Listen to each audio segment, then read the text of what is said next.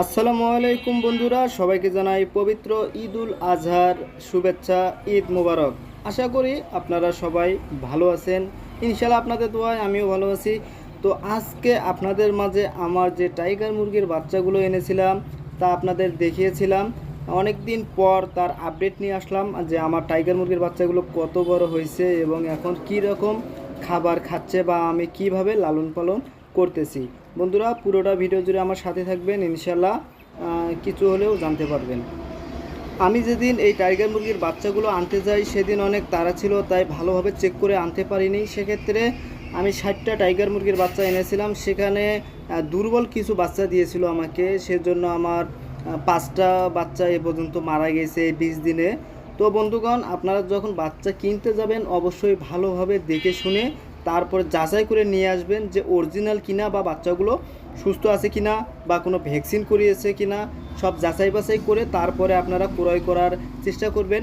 আমরা যেহেতু প্রত্যন্ত গ্রাম অঞ্চলে বসবাস করি, সেক্ষেত্রে আমাদের যদি কোনো সমস্যা হয় সেক্ষেত্রে আমরা কিন্তু কারো কাছে যাই সেভাবে কিন্তু সাহায্য পাই না, বা আমাদের যেগুলো সমস্যা হয় সেগুলো হয়তো ইউটিউব দেখে বা নিজে নিজেই হয়তো ঠিক করা লাগে। তো বন্ধুগণ, আপনারা খুব যত্ন সহকারে এই মুরগিগুলো লালন পালন করবেন। দেখবেন পানি ঠিকঠাক মতো আছে কিনা বা খাবার দাবার ঠিকঠাক মতো খাচ্ছে কিনা। যদি কোনো সমস্যা হয় তাৎক্ষণিকভাবে ব্যবস্থা করবেন, না হলে কিন্তু এই বাচ্চাগুলো অনেক একটু দুর্বল টাইপের হয়ে থাকে। সেজন্য কৃত্রিমভাবে এগুলো যেহেতু ফুটায়, সেক্ষেত্রে এগুলো অনেক সময় দুর্বল হয় বা ঠিকঠাক মতো খাবার খায় না। এই জন্য যা যা ওষুধপাতি দেওয়া দরকার আপনারা নিশ্চয়ই জানেন, সেসব প্রয়োগ করবেন। ইনশাল্লাহ আপনাদের মুরগিগুলো ভালোই থাকবে। আর আপনারা যেখানে মুরগিগুলো রাখেন অবশ্যই সেই জায়গাটা ভালো শুকনো জায়গা রাখবেন, যাতে করে মুরগির বাচ্চার ঠান্ডা না লাগে। এই মুরগির বাচ্চাগুলো বেশিরভাগ আমি দেখেছি ঠান্ডাজনিত কারণেই সব সমস্যার সম্মুখীন আসলে হয়। তো আপনারা নিজেরাই দেখুন আমার এই মুরগিগুলো 20 দিন বয়সে কেমন গ্রোথ আইছে। আর এগুলো অরিজিনাল টাইগার মুরগির বাচ্চা কিনা আপনারা অবশ্যই একটু আমাকে জানাবেন, তাহলে আমি পরবর্তীতে হয়তো বাচ্চা সংগ্রহ করার জন্য যখন যাব ভালোভাবে দেখে শুনে আনতে পারবো। আমি টাইগার মুরগি এর আগে কখনোই লালন পালন করি নাই, ফার্স্ট টাইম কিছু টাইগার মুরগির বাচ্চা এক্সপেরিমেন্ট হিসেবে আমি নিয়ে এসেছি, দেখি এগুলো কেমন হয়। যদি ভালো হয় তাহলে আমি পরবর্তীতে অনেক বেশি পরিসরে নিয়ে লালন পালন করার চেষ্টা করব। তা আপনারা অবশ্যই জানবেন আমার এই ভিডিওর মাধ্যমে। তো বন্ধুগণ, আপনারা কোন কোন জেলা থেকে আমার এই ভিডিওগুলো দেখেন অবশ্যই একটু জানাবেন। এই যে দেখেন আমার সামনে একটা, এটা টাইগার মুরগির বাচ্চা না, এটা কিন্তু সোনালী মুরগির বাচ্চা। দেখেন গ্রোথটা দেখেন আর কত বড় গ্রোথ হয়েছে। শখ করে আমি 10 পিস সোনালী মুরগির বাচ্চা এনেছি।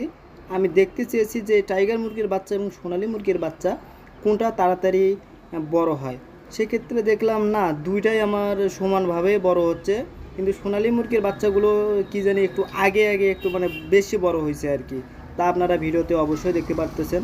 আমি আপনাদের যদি কয়েকটা মুরগি যদি ধইরা দেখাই তাহলে অবশ্যই আপনারা দেখতে পারবেন।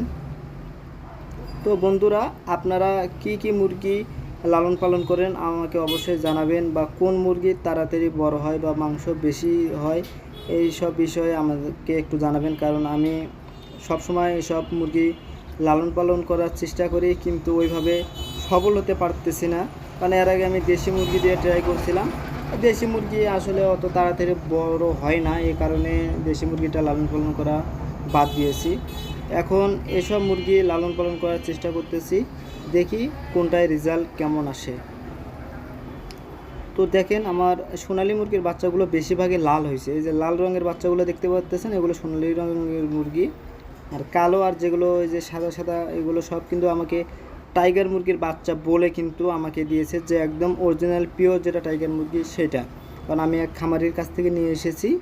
তো দেখা যাক, ও ভাই আসলে ভালো বাচ্চাই দিয়েছে না অন্য কোনো জাতের বাচ্চা দিয়েছে। বড় হলে আর একটু বড় হলে বোঝা যাবে আর কি, এখনও তো ওইভাবে বুঝতেছি না আমি।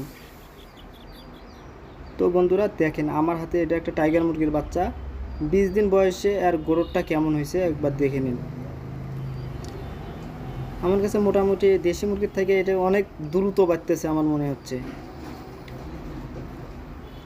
তো বন্ধুরা, আপনাদের আর দু একটা মুরগি আমি ধরে দেখাই আর যে আসলে কেমন হয়েছে আর কি। এই মুরগিগুলো 20 দিন বয়স আজকে চলতেছে।